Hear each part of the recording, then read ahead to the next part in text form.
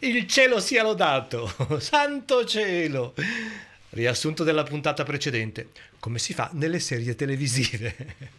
Ansel Adams, il Medioevo, i cieli nascosti dalla guerra di Salgado, le case volanti di Laurent Scheer. Se capitate qui per la prima volta, potete andare a vedere i cieli, prima parte, e anche iscrivervi al canale, così non perderete nessun video.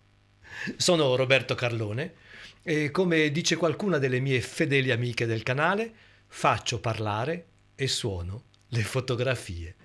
Racconto storie con musica, parole, fotografie e cinema d'animazione. Siamo partiti con la Terra vista dal cielo, immodestamente da me, sospeso nel cielo della Groenlandia. Oggi invece parliamo di altri ben più qualificati del sottoscritto. Cielo numero 1, William Garnett.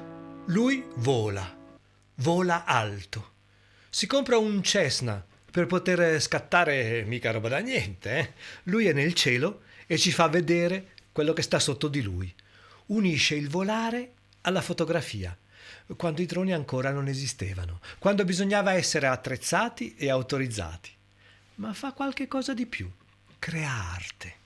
E così ci svela qualcosa di più, cerca un'armonia, a volte costruita dall'uomo, a volte solo lo stupore della natura, da un punto di vista lontano, che tanto ci fa bene, allontanare le cose per vederle meglio, aiuta.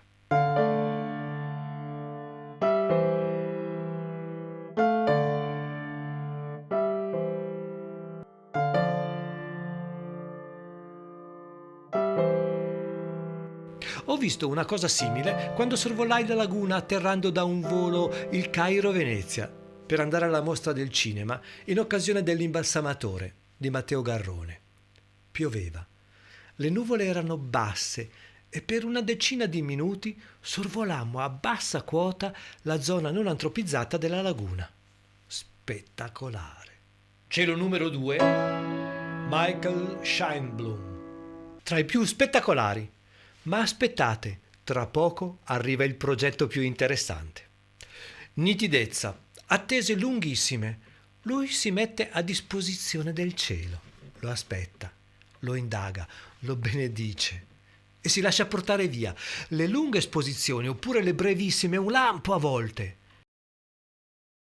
Il timelapse è quello che più lo appassiona. Sapete come funziona, no? Si imposta la macchina fotografica che scatti una foto ogni 3 secondi, ad esempio, per un periodo molto lungo.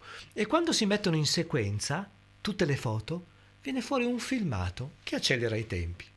Una per tutti sono i fiori che sbocciano nei documentari, ad esempio. Bene, Michael Scheinblum dice che con il timelapse vediamo quello che i nostri occhi non possono vedere, il tempo e il suo passare. Ora vi mando un piccolo estratto. Il video intero lo trovate in descrizione. Qui ho rimusicato un poco il filmato, non me ne voglia Fael, il musicista, ma se no mi segnalavano il video bloccandolo. Spero di essere stato all'altezza. Però prima di cominciare, tenete presente questa immagine di Camille Flammarion. Va visto così non come una finestra aperta, ma noi che siamo sul ciglio del mondo, affacciati all'universo, noi che esploriamo lanciati a velocità inimmaginabile nell'infinito, come su un'astronave, e vediamo girando, muovendoci nello spazio. Non siamo noi, non è la Terra, ma è tutto quello che è intorno a noi.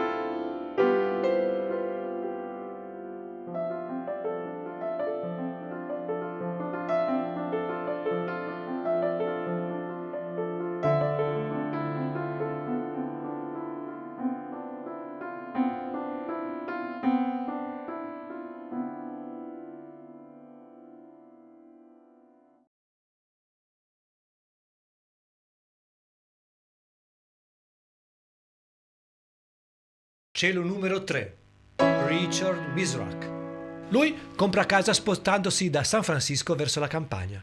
Davanti alle finestre c'è un guazzabuglio di rami, alberi incolti, che gli impedisce la vista e decide con la moglie di tagliarli. E gli si presenta qualcosa di spettacolare. La baia con nello sfondo, nella parte bassa, il Golden Gate. Decide così di lasciare lì una macchina fissa e di scattare ogni mattina, ogni pomeriggio, ogni sera, come una documentazione del cielo che cambia di stagione e di atmosfera. Stessa inquadratura, solo le nuvole. La nebbia che improvvisa arriva in qualsiasi stagione all'improvviso e avvolge tutto. È San Francisco. Oppure il sole che squarcia tutto. Nubi gravissime che incombono. Metà e metà. Oppure ancora calma piatta. Cielo numero 4, Nadav Kander. Siamo abituati a lasciarci sorprendere dal cielo. Fotografiamo solo le eccezionalità del cielo, il suo cangiare, il suo urlare colori, la sua vastità. Ecco invece sullo Yangtze niente di tutto questo. Questa grandissima arteria della Cina è lunga 6.500 chilometri, una delle più inquinate aree del Pacifico. E come si inquina l'aria, l'uomo cerca di sopravvivergli. O forse in alcuni casi subisce e si infogna pure lui. La dura battaglia silenziosa che ci piega e alla quale spesso si soccombe. Quello che più mi impressiona sono i suoi cieli inesistenti. Cielo numero 5, Eclissi. Un rapidissimo sguardo al cielo che si oscura, che sempre ci incute timore, senso di morte, attesa, cupa, apocalisse. Qualcuno ci prova a colorirlo e a dargli un senso di eccezionalità, di mettere accenti, ma forse non merita. Reagirà da uomini primitivi, forse è la maniera migliore. Impaurirsi, ammutolirsi, mostrare riverenza. Forse è una delle poche sottomissioni che hanno ancora un senso, che alla fine è rispetto, fermarsi. Cielo numero 6, Neil Folberg. C'è per finire un fotografo che mi ha sorpreso, riuscendo a cogliere un lato esageratamente spettacolare della notte del Sinai. Esagera, è vero, ma ci apre un mondo a bocca aperta con cui è bello imparentarsi. È vero, la fotografia permette di andare oltre lo sguardo comune, lo sguardo distratto, riuscendo a prolungare il tempo di un'immagine. Apre mondi reali, inimmaginabili. Riflessi. Sperduti. Si è formato come allievo di Ansel Adams da quando aveva 17 anni. Il primo, presentato in Cieli numero 1, porta avanti in maniera egregia il lavoro del suo maestro, poi studia con William Garnett, che abbiamo visto da poco con le sue fotografie aeree. Dall'America ritorna nei deserti del Sinai, Egitto e Giordania. Cieli neri e stellate uniche e vaste che impressionano sensori, pellicole e anche i nostri occhi. Comete che si vorrebbe non finissero mai. Stelle cadenti che incrociano atmosfere come falene che si bruciano in un secondo. Il cielo è un desiderio di 1000 strati. Ecco, questi parte dei miei cieli. Siamo partiti da questa immagine che alla fine spinge oltre, ma è molto rassicurante. Sarebbe bello, ci fosse un confine così netto. Invece nell'universo è tutto così, fatto di imperfezione e di un equilibrio piccolissimo, in continua evoluzione. Ed è proprio bello questa fragilità, è l'unica cosa che merita la nostra vita. Se questo video ti è piaciuto, perché non iscriverti e mettere mi piace? Basta una piccola cosa ed è una spinta in più perché altre persone lo vedano. E ancora di più mettersi in contatto, commentare un saluto, un grazie.